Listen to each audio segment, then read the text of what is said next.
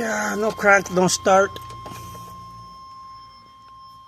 And then we have that little thing there flashing, which tells me that there is an aftermarket security system in this truck. So I went ahead and removed everything from underneath to inspect, and lo and behold, here it is. It's a very, very old alarm anti-theft system. So I'm going to bypass it. Let's see. Here and here. I'm bypassing this little box here. And let's see. Off you go.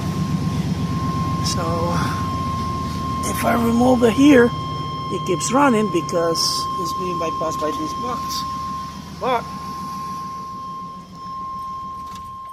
if I try to start it, nothing happened.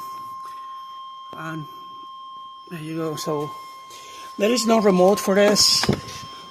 There is nothing for this. This is very old. What I'm going to do is I'm going to remove it and put the system just like the way it was before doing this. Also,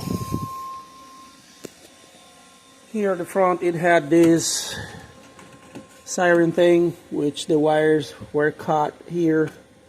Also, looks like the previous customer was sick of the horn going wah, wah, wah, wah. They removed the horn.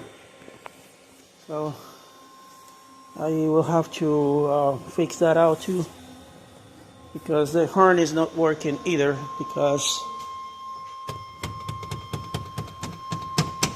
previous owner removed the horn.